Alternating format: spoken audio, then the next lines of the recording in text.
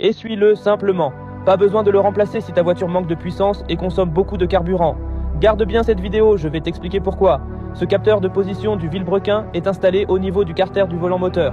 On le bouge un peu de gauche à droite puis on le retire doucement sans forcer. Regarde, ce capteur est complètement couvert de limaille de fer. Cette limaille perturbe le signal, ce qui fausse la quantité de carburant injecté. Pas besoin de pièces neuves, ici un simple nettoyage suffit. Si tu as un voyant moteur allumé à cause de ça, et qu'il reste affiché même après avoir nettoyé le capteur, regarde bien cette astuce. Viens voir, tu vois ce voyant jaune sur le tableau de bord? Quand il s'allume, la plupart des gens courent direct chez le garagiste. Et là, tu sais combien ils peuvent te faire payer pour rien? Ils peuvent te dire qu'il faut changer l'huile, remplacer les bougies, voire nettoyer tout le circuit d'admission.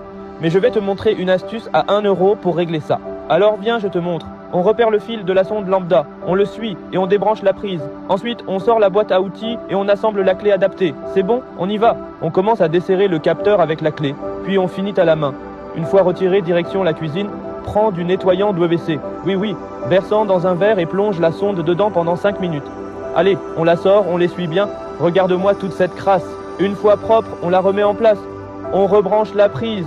Maintenant, moment de vérité. On monte dans la voiture, on appuie sur le frein et on démarre. Regarde bien le tableau de bord. Le voyant s'est éteint.